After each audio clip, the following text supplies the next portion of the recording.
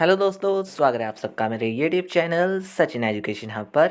दोस्तों, आज हम बात करने वाले हैं एक बहुत सा छोटा सा क्वेश्चन है ऑर्गेनाइजेशन बिहेवियर में। मैंने आपको जो पढ़ाया था that is diversity in organization में, लास्ट वीडियो में मैंने आपको पढ़ा दिया MBTI। दैट इज़ एक टेस्ट है जो पर्सनालिटी के लिए किया जाता है।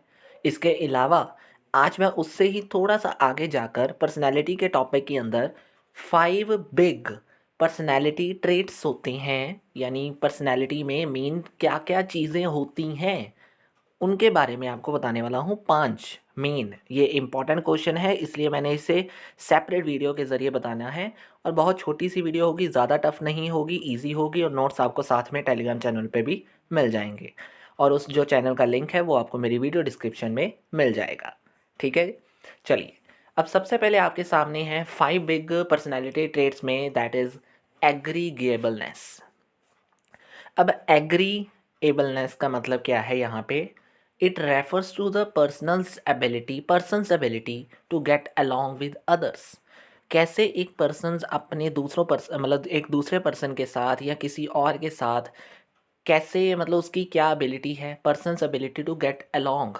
एक पर्सन की एबिलिटी दूसरों के साथ कैसी है, कैसा वो रह रहा है, कैसी उसकी एबिलिटी है दूसरों के साथ, वो सारी चीज़ें क्या हैं? एग्रीगेबलनेस। यानी इन शॉर्ट, अगर मैं किसी पर्सन के साथ जा रहा हूँ, मेरा उसके साथ कैसा व्यवहार है, मेरी उसके साथ पर्सनैलिटी कैसी है, मेरी उसके साथ रहना कैसा है, मैं कैसे बात कर रहा हूँ, मैं कैसे रह सकता हूँ, क्या मैं उस पर्सन के साथ अपनी पर्सनैलिटी को मैच कर सकता हूँ, ये सारी चीज़ें क्या हैं? दैट इज़ कॉल्ड एग्रीगेबलनेस के अंदर आती हैं। और higher the agreeable person, more the good working relationship. अब जैसे कोई भी डाइवर्स इन्वायरमेंट है, पॉइंट। अब डाइवर्स इन्वायरमेंट मतलब कोई भी ऐसा पर्सन जो हमें पसंद भी नहीं हो सकता या पसंद भी हो सकता है, एक दूसरे कल्चर का है जो हमें वो कल्चर नहीं पसंद। तो ऐसी चीज़ों में क्या हो सकता है, हम उसे मना ही कर सकते हैं। लेकिन अगर आपके पास पर्सनैलिटी में एग्रीएबलनेस है, इसका मतलब क्या है? अब हर किसी पर्सन को अपने साथ लिंक कर सकते हो और ऑटोमेटिकली आपके रिलेशनशिप्स अच्छे हो जाएंगे। दूसरा है less the agreeable person not likely to have good relationship, उसका वाइस वर्सा हो जाएगा, यानी उसके ऑपोजिट चला जाएगा। यानी अगर हम ज़्यादा एग्रीएबल पर्सन नहीं होंगे, हमारी पर्सनैलिटी में एग्रीएबलनेस नहीं होगी, तो हम उसे गुड रिलेशनशिप्स में नहीं लेकर जा सकते। ठीक है। सेकंड हमारे पास आता है कंसाइंटिनेस। अब यहाँ पे क्या है, बात आती है, it refers to the number of goals. अब एक ऑर्गेनाइजेशन है तो कंसाइंटिशियननेस क्या होती है? मतलब ये कि नंबर ऑफ गोल्स एक पर्सन कितने फोकस में रखा है। यानी एक पर्सन है, वो नंबर ऑफ गोल्स कितने अपने अंडर लेकर रख रहा है, कितने गोल्स के ऊपर उसका ध्यान जाएगा, कितने गोल्स वो अपने अचीव करने की और ध्यान दे रहा है। मतलब अगर मैं इसे शॉर्ट फॉर्म में कहूँ तो कितने गोल्स के ऊपर उसका कंसंट्रेट है। अब पीपल विद हाई कंसाइंटिसनेस, अब ये क्या है? Focus on the relatively few goals, वो थोड़े गोल्स के ऊपर ध्यान देगा एट अ टाइम और उसे अच्छे से मैनेज भी कर लेगा डिसिप्लिन वे में। लेकिन अगर वो लेस क्या है, दैट इज़ कॉल्ड कंसाइंटिसनेस, मतलब लेस कंसंट्रेट करने वाला पर्सन है मतलब किसी भी चीज़ के ऊपर, तो उस केस में क्या होगा? वो केयरलेस हो जाएगा, डिसऑर्गेनाइज वे में काम करेगा और उसके पास गोल्स भी बहुत ज़्यादा होंगे और वो अनडिसिप्लिन वे में सारा कुछ करना शुरू कर देगा। हो गया ये भी।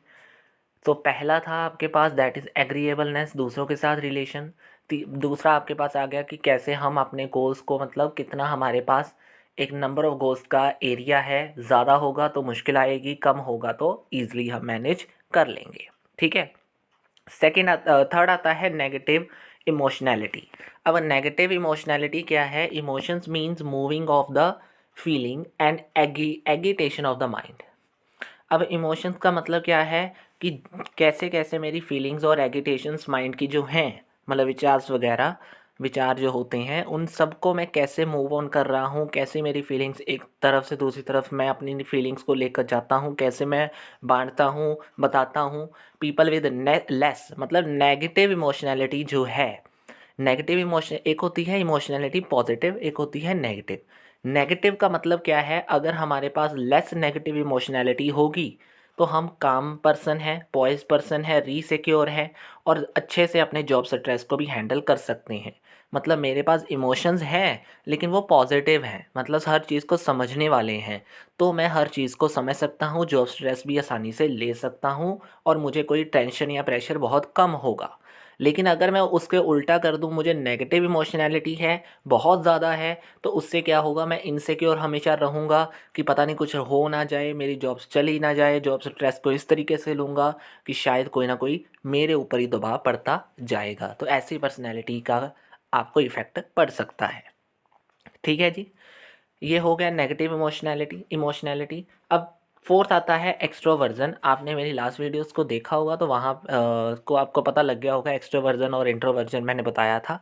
एक्सट्रोवर्जन मतलब वो पर्सन जो कंफर्टेबल होते हैं बाहर वाले पीपल के साथ अपना रिलेशनशिप बनाने में आसानी से, और जिनके पास ये होता है कि वो आसानी से सोशलिटी और फ्रेंडली बिहेवियर बनाते हैं अपना, और वो ज़्यादातर रिलेशनशिप्स अपने अच्छे बना लेते हैं बाहर वालों के साथ क्योंकि उनको अपना नेचर पता होता है।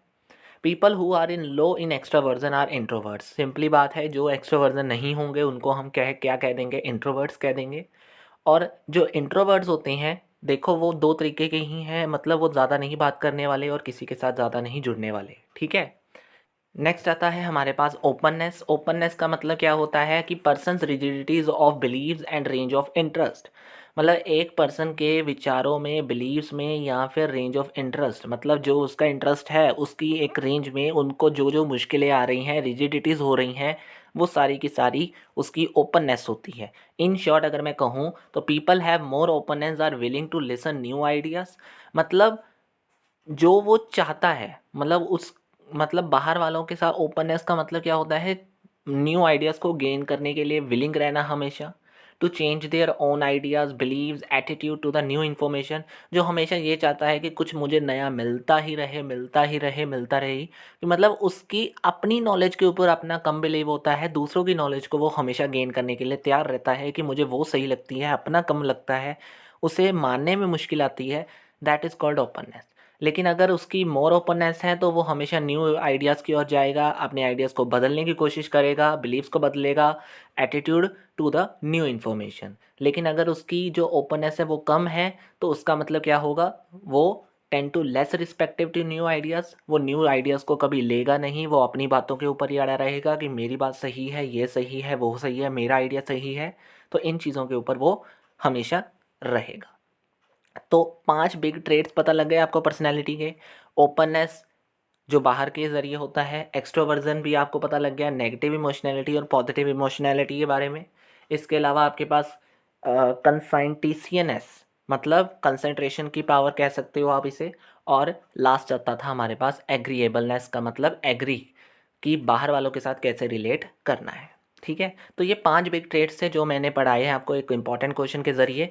आज की वीडियो में बस दोस्तों इतना ही है। वीडियो अच्छी लगी है लाइक शेयर एंड सब्सक्राइब करना मत भूलना। कोई प्रॉब्लम है नीचे दिए गए कमेंट बॉक्स में कमेंट कर सकते हो।